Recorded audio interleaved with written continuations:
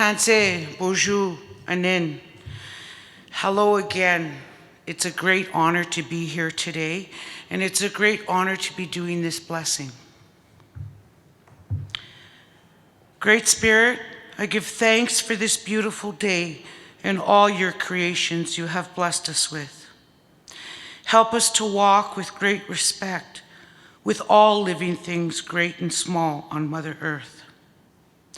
Creator, I ask you to be in the midst and bless this 5th annual Youth Nuclear Peace Summit. As our youth gather to learn about and take action on nuclear disarmament, grant them the humility, honesty, respect, and wisdom to understand the devastating consequences of nuclear weapons, and for the courage to advocate for the world. I pray that the connections made here will have a lasting impact, inspiring the students to live in this world, sharing peace, hope, and grace with all. Guide their decisions and discussions, and may they value each person's perspective.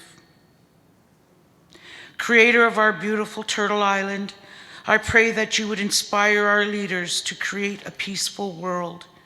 Help them to remember that more weapons do not bring peace.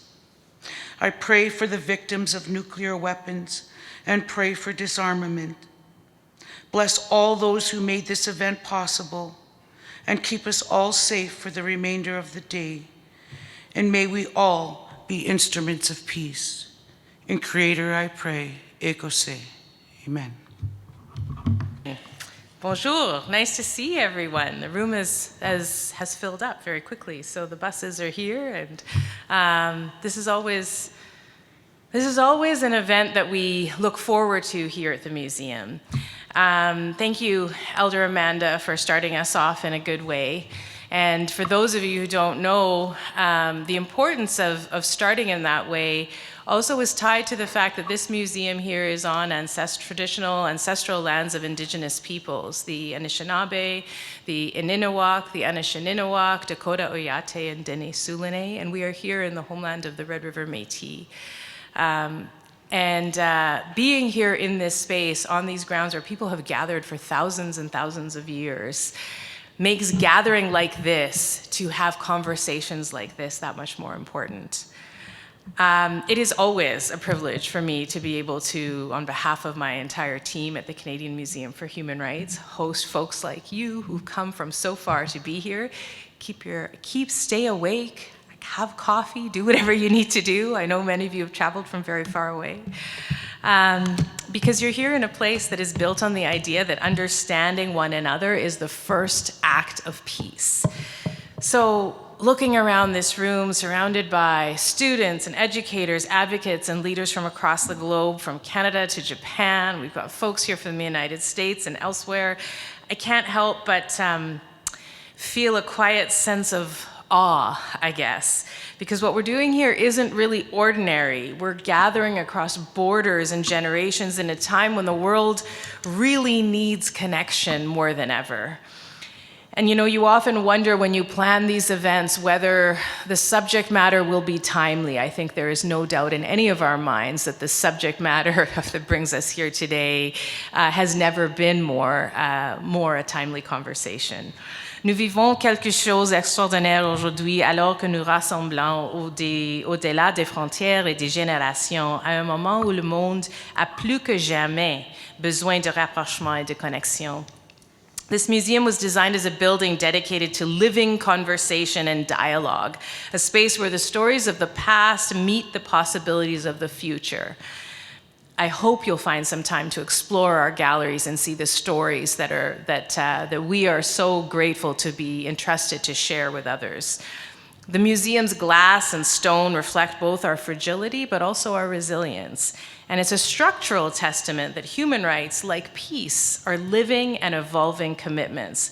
And right now, our commitment is being tested.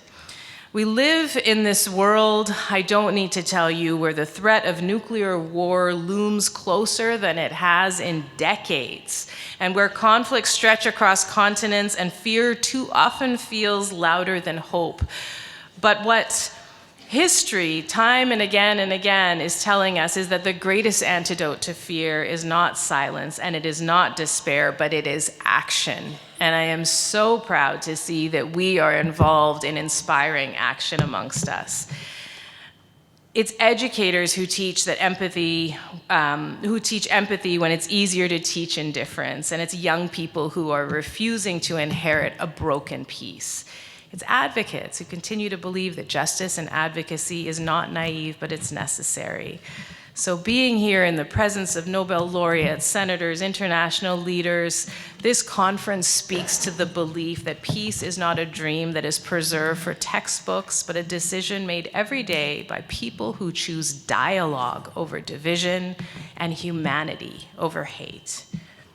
I think the most powerful truth in this room is found in all of you students who are amongst us. You are the generation who's going to decide whether the story of our time is written in the language of fear or in the language of hope and possibility. Your voice matters because peace starts in the presence of understanding, and it's the courage that you bring to this conversation that makes me so proud to host you here at the Canadian Museum for Human Rights.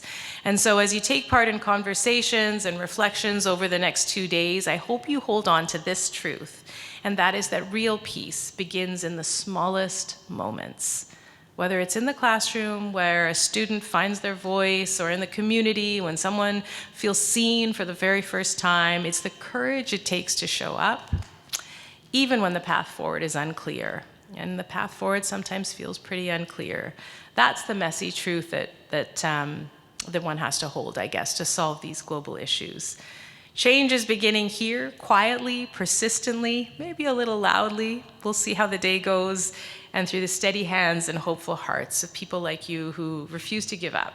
So I just want to thank you again for being here, for your courage, for reminding us, amidst the uncertainty that we're in, that peace is still possible because people like you are here and you're willing to build it. Merci d'être là, merci pour votre courage et merci de nous rappeler en cette période de grande incertitude que le paix est toujours possible parce que des gens comme vous sont prêts à la construire. Et bienvenue au musée et à cette conversation. Welcome to the museum. Welcome to this conversation. Thank you for being here. Thank you to the organizers of the Youth Nuclear Peace Summit for partnering with us and for choosing the Canadian Museum for Human Rights, le Musée des droits de la personne. Thanks. Have a great day. I'm going to speak from here. District Governor of our district, Manitoba, Saskatchewan, Northwestern Ontario, I don't see here. He comes from Neepawa. Wayne, please stand up if you are here. So I'm a Rotarian, and so is Dr. Ira Helfand. And Rotary District 5550, through its standing committee, World Peace Partners, has supported this event since its very beginning 5 years ago. And why is Rotary doing that? It's because a Canadian from a small town in Prince Edward Island many years ago created, as the draftsperson, the Constitution to make Rotary international. The Rotary Club of Winnipeg, audaciously, after a local business person went to Chicago, where Rotary is founded in 1905, came back to Winnipeg, and November 3rd, 1910, decided he should bring his business friends together, and they had a meeting. And there's a plaque commemorating that meeting, which was in the Burke's building, the real property offices of the provincial government on Portage Avenue. So as a result, Rotary is deemed to be the club that made Rotary international. So here we are at the Canadian Museum for Human Rights at the Forks, where Indigenous peoples used to meet and gather, where Rotary held its first meeting and made the movement international. And now we're focusing on the threats to the very existence of the human species, nuclear weapons. So what you're going to hear about, and what we want you to hear about as Rotarians, is what you can do to contribute to their elimination as soon as you possibly can. And I want you to know that Rotarians and people that organized this event for the last 5 years, and all its alumni, and all of the supportive groups, the sponsors of this, want you to do that work with us. So thanks for all coming, and we're just so grateful that so many have traveled the distance they have to be here. Thank you very much.